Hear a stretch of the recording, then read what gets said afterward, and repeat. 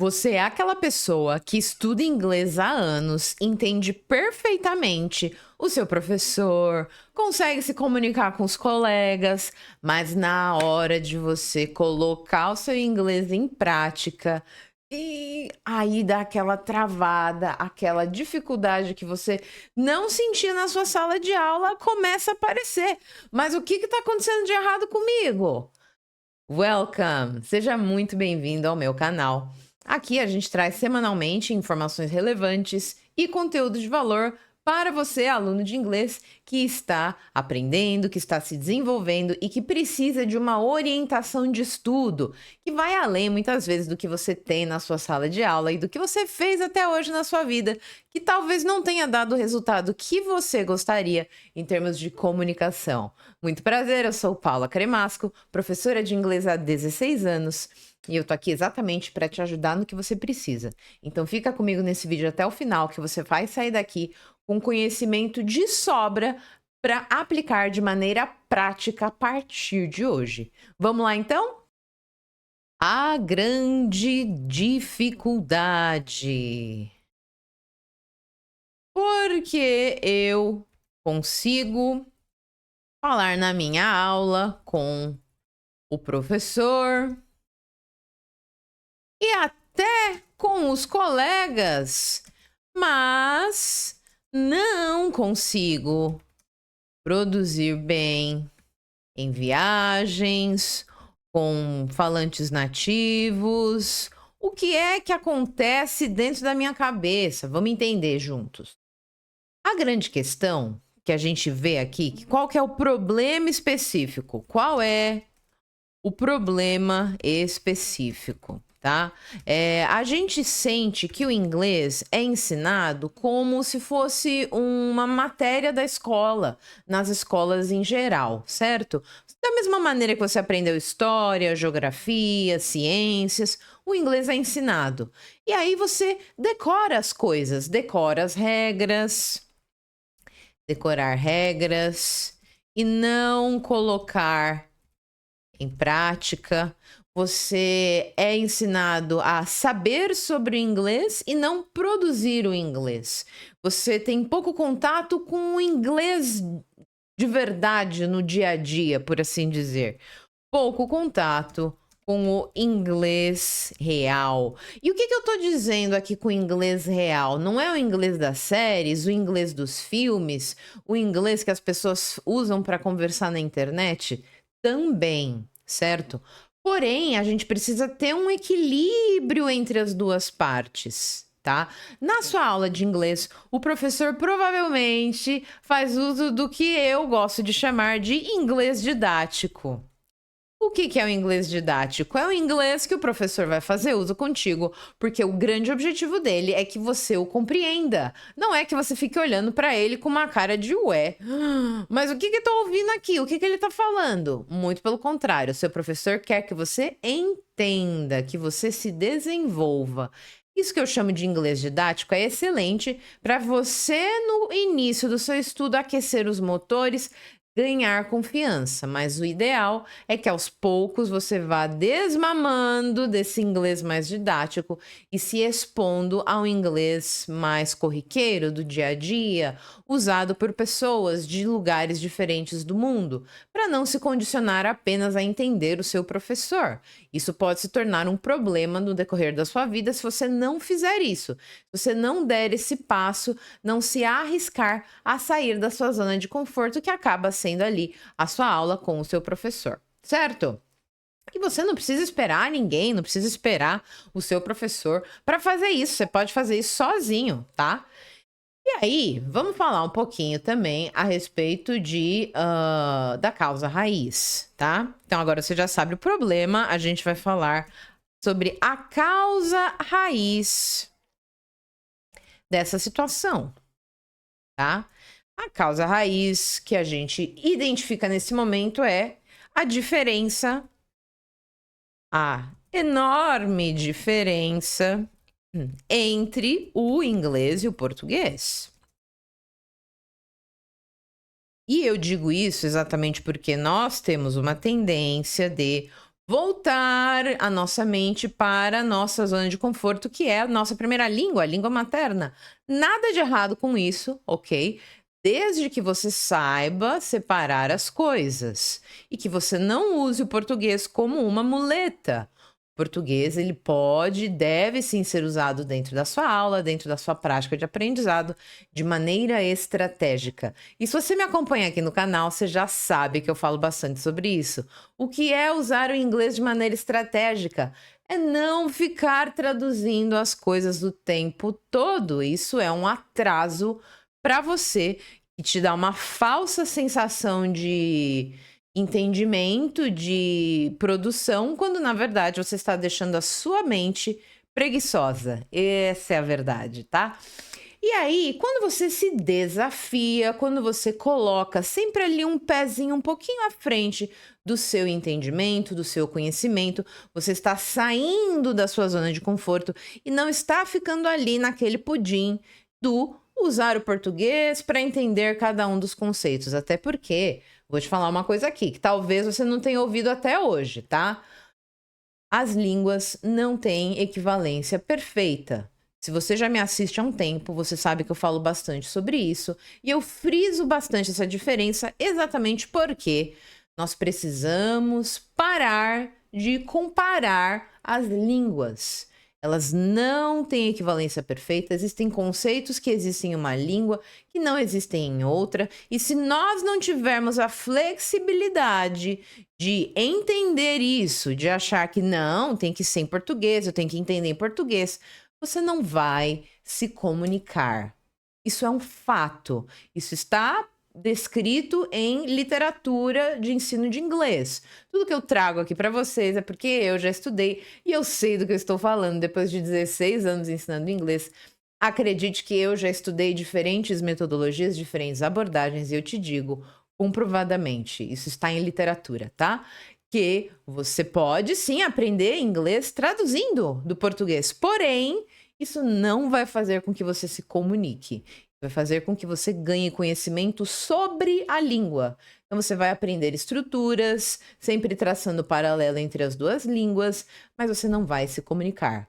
Você vai saber sobre o inglês. E eu acho que não é isso que você quer nesse momento, né? Você quer falar com as pessoas, você quer se comunicar. E fazendo isso, então, do jeitinho que eu expliquei, você estará muito mais perto de chegar lá do que traduzindo as coisas, tá? Então, solta esse controle, solta esse controle. A gente vai falar, então, sobre a questão do português ser uma língua silábica. O que que isso quer dizer? Vamos lá. Ser uma língua silábica significa que você foi alfabetizado através de sílabas. Você aprendeu que o B mais o A é o Ba, por exemplo. O B mais o A vira Ba. Não tem como ele virar outra coisa, certo?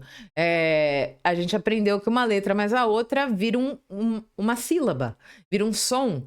E existe pouca variação de como esse som se dá. Já no inglês, que tem um ritmo diferente, tá? O inglês é entendido como uma língua predominantemente fonética. E isso significa que a maioria das regras se dão através dos sons. Você precisa, então, abrir a sua mente e entender que o inglês é muito pautado pelos sons das letras. Então, não são as letras em si, mas os sons que elas têm, certo? Os sons se conectam em inglês. Aí você tá pensando aí, ai, mas Paula, eu já percebi que sim, o inglês tem os sons e as letras se conectam, mas as pessoas acabam falando muito rápido. E eu não entendo. Isso é algo que me incomoda muito. Calma lá. Vamos entender essa coisa do falar rápido, tá? Isso é algo que eu ouço durante todo esse tempo de carreira que eu tenho. E eu tô aqui para te dizer que não é bem assim. Ouça com atenção. Quando a gente fala inglês, existe um ritmo de fala diferente do que quando a gente fala português. A maneira que a gente produz as palavras é outra. Por esse motivo que a gente tem que tomar cuidado com essa coisa de falar inglês com a cabeça no português. Senão você vai acabar falando uma língua com o jeitinho da outra. E as grandes chances são de que alguém que te escute, que não seja brasileiro também, não te entenda muito bem. certo? Não porque você está usando as palavras erradas ou porque você não está formando as ideias, mas porque aquela maneira que você está se comunicando não faz sentido para ouvidos que não cresceram com o português como primeira língua, certo? E aí eu te digo, você precisa tomar muito cuidado com essa realidade, tá? Para não ser vítima dela. Vamos falar então um pouquinho a respeito dessa questão chamada Connected Speech, tá? Para vocês entenderem que não é a questão do falar rápido, eu não tô entendendo porque é muito rápido, preciso colocar mais devagar. Vamos entender como as palavras se conectam, tá? Então vamos lá. Em inglês, as palavras se conectam e os sons são muito importantes, ok? Por esse motivo que a gente tem a seguinte situação. Dá uma olhada. Quando você for dizer exatamente isso aí que você tá vendo na tela, vou dar um minutinho para você ler e você pensar como que você vai falar isso aí. Quando você for falar isso que tá aí na tela, você não vai dizer palavra por palavra, tá? Essa é a grande questão, esse é o grande pulo do gato. Quando você for falar isso, você vai ligar um som no outro, uma palavra na outra. Então você vai dizer cup of coffee, cup of coffee, cup of coffee. Percebeu que a palavra cup tem o som final de consoante.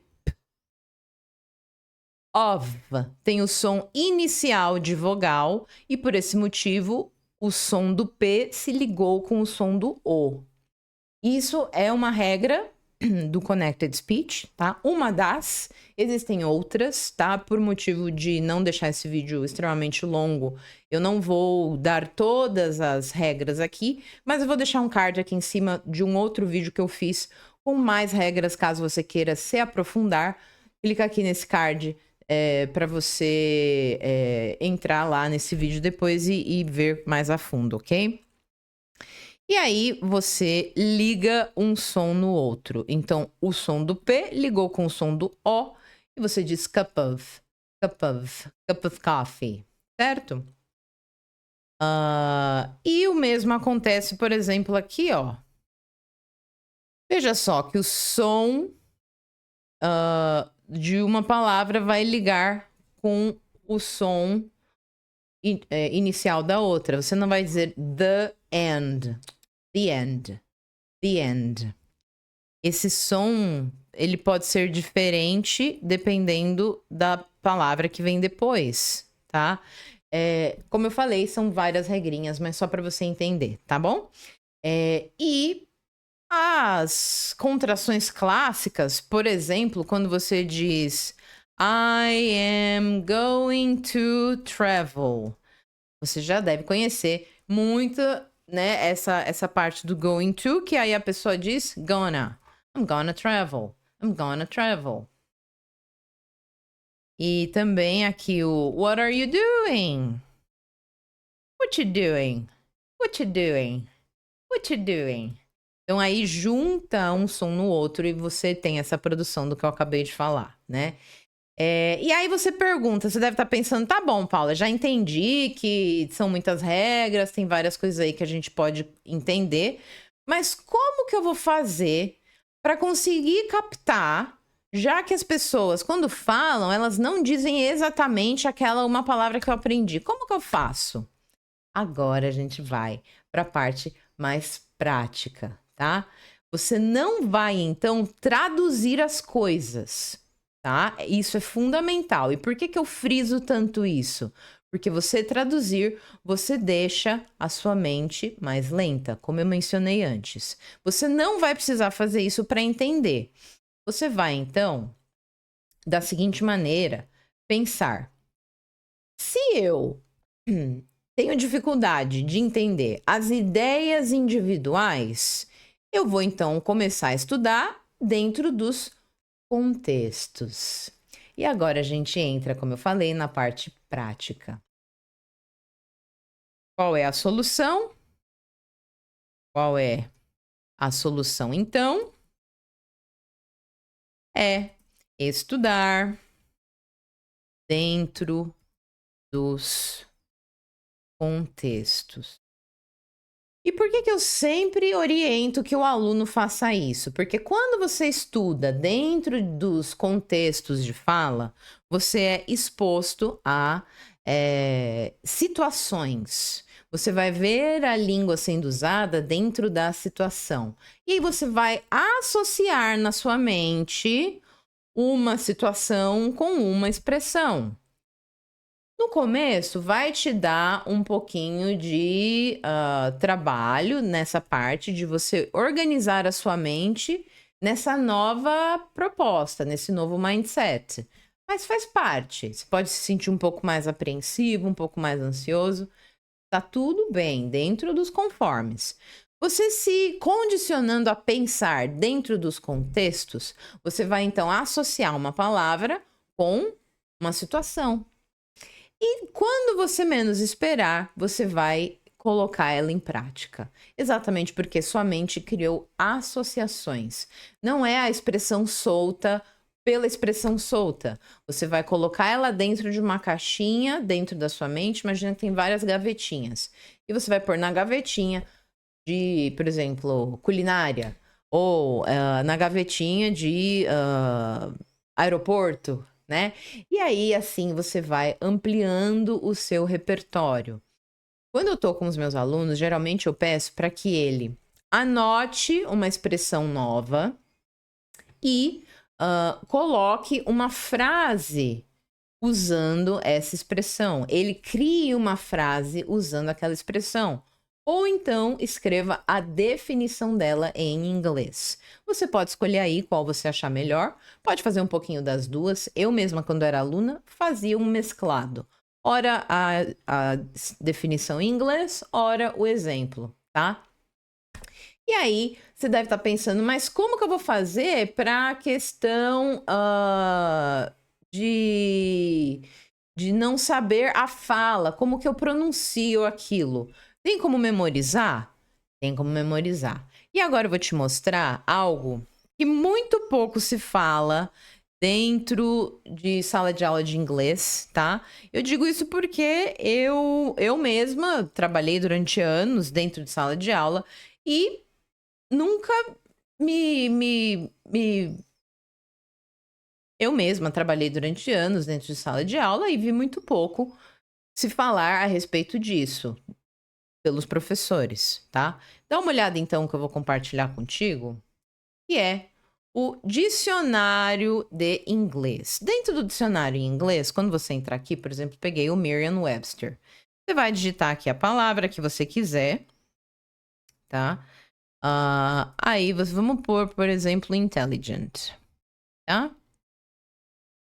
Você tá vendo aqui em cima que tem umas letrinhas diferentes? Aqui em cima, ó, tá? Tem a palavra, a classe gramatical, que é um adjetivo. Aqui a separação das sílabas, que também se dá através do som, tá? E aqui do lado, a transcrição fonética. Você não precisa saber do que é uma transcrição fonética em inglês. Você precisa aprender apenas a reconhecer. Se você clicar aqui no alto-falante, você vai ouvir essa palavra.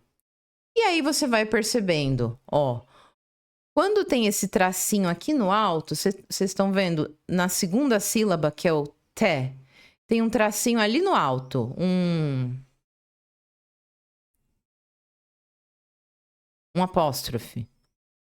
Esse tracinho no alto, apóstrofe, ele indica que é uma sílaba tônica, é uma sílaba mais forte. E aí você já sabe, então, qual palavra que você tem que dar mais ênfase. Intelligent, intelligent, intelligent. E a sílaba mais forte sempre vai ter a vogal marcada. Sempre vai ter a vogal marcada. Significa que as outras vogais da palavra serão bem magrinhas, bem suaves, tá bem?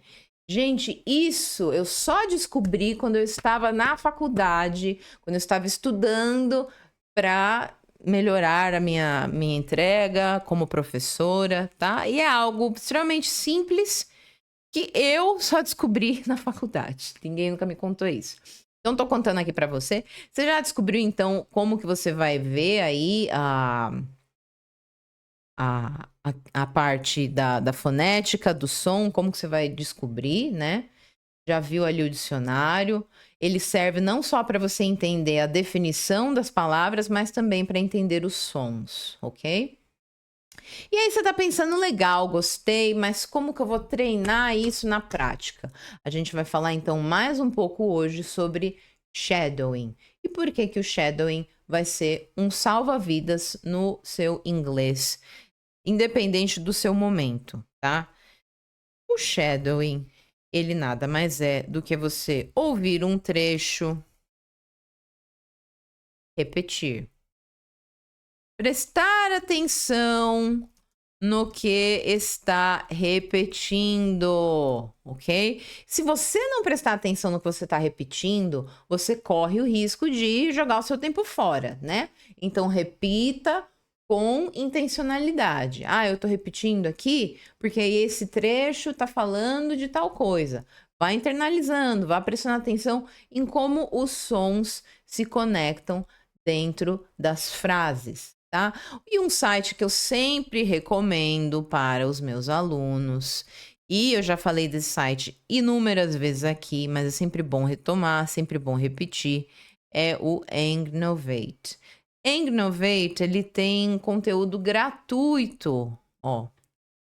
Engnovate, ele tem conteúdo gratuito para você fazer o seu shadowing diário. Então, imagina que você quer aqui no level 1, mais simples, ele vai até o level 5, tá? Para você saber. Você quer pegar aqui, ó, Marks Big Game. Clicou no botão azul. Um trecho de 1 minuto e 6 segundos, dividido em 21 partes, tá? Você vai, então, clicar no play e você vai ouvir cada trecho. Ele vai parando e você vai repetindo para que você consiga treinar essa questão aí do shadowing, certo? Daí você pensou, legal, gostei, entendi. Eu só posso fazer isso usando esse site que você me mostrou? Não, não, não, não, não, bonito. Exatamente o contrário. Você pode fazer shadowing basicamente com tudo que você quiser que seja um áudio. Tem aluno meu que faz shadowing com música, com filme, com série. Você vai escolher o que você gosta mais. Aí você pensa, ai, mas eu vou me sentir meio doidinho, repetindo, meio esquisitinho, não dá. Ó, esse pensamento é natural, às vezes os alunos têm mesmo, mas você precisa ultrapassar essa barreira. Por quê? Você precisa se ouvir. A grande questão é que os alunos não se ouvem, eles não prestam atenção neles mesmos, no que eles estão falando. E aí isso gera uma insegurança. Você não ouve sua própria voz, você ouve a voz do professor, a voz do seu colega, a voz do fulano, do ciclano, mas a sua voz você não ouve? Então aí você precisa botar a mão na consciência e ver que é passada a hora até de você se ouvir mais. Então escolha um conteúdo do seu gosto. Você pode repetir emitindo os sons da maneira que você ouve. Você pode repetir a entonação, imitar a entonação. De acordo com você, de acordo com o que você gosta. Escolher o que te atrai mais em termos de conteúdo. Tem que ser algo legal, algo gostoso. Música, filmes, séries. Não precisa repetir o conteúdo inteiro. Escolhe um trecho, uma expressão que você achou legal, que você pegou pelo contexto ali. Pausa, repete. Faça com intencionalidade. Isso aqui eu vou pôr em caps lock. Faça com intencionalidade. Porque é aquele famoso, se você fizer viajando na maionese, você não vai absorver aquele conteúdo, né? Você só vai estar consumindo conteúdo, como a gente sempre faz. Agora você vai fazer como se fosse um laboratório. Pega trechinhos curtos, cenas de 2 minutos, 2 minutinhos da música, ouve, pausa e repete, tá? E aí, a parte da transformação. Vamos para a parte da transformação? Qual que é a real transformação? Você pode e deve fazer essa experiência, tá? Você vai pegar aqui, por exemplo, intencionalidade. Como fazer uma transformação no meu inglês. Eu gosto muito da ideia de você colocar prazo nas coisas, porque senão fica aquela coisa meio aberta, meio solta, daí vai indo, a vida vai acontecendo e tudo mais, e fica meio solto, não gosto. Vamos colocar prazo então, vamos colocar um plano de 21 dias para transformar a sua compreensão e a sua produção, tá? Vamos colocar do dia 1 ao dia 7, o que você vai fazer, tá? Essa é a minha sugestão, receitinha de bolo. Você veio aqui para ver exatamente isso e é isso que você vai ter. O seu foco vai ser em Connected Speech. Você vai fazer 10 minutinhos por dia, tá? E aqui eu não tô falando pra você ir atrás de regra não, meu caro. Você não é professor de inglês como eu para precisar saber as minúcias de regra, não é isso. Já te falei, você pode assistir o vídeo que eu vou deixar o card depois no final, para entender as minúcias, mas você pode ir se aventurando, assistir algo, ouvir algo e prestar atenção em como a pessoa liga um som no outro, como a pessoa fala uma palavra conectando com a outra, imitando isso. Você não precisa estudar a teoria, você vive o inglês. E não tem jeito melhor de você absorver algo do que vivendo, fazendo na prática, tá? 10 minutos por dia. Já te expliquei como que você vai fazer, né? 10 minutos por dia. Já te expliquei como que você vai fazer, né? Com o shadowing, assistindo, com intencionalidade, repetindo. 10 minutinhos, ok? E aí, que mais que você pode fazer? Vamos lá para o dia 8 ao dia 14. Dia 8 ao 14. Você vai dar um foco maior em shadowing com séries ou com música, tá? 10 a 15 minutinhos por dia. Vou colocar 15. 15 minutinhos por dia, tá? Então você tá ali no meio da sua série que você já assiste normalmente, né? Dentro da sua semana, dentro do seu dia. Vai pegar aquele tempinho e vai usar de maneira produtiva com o inglês.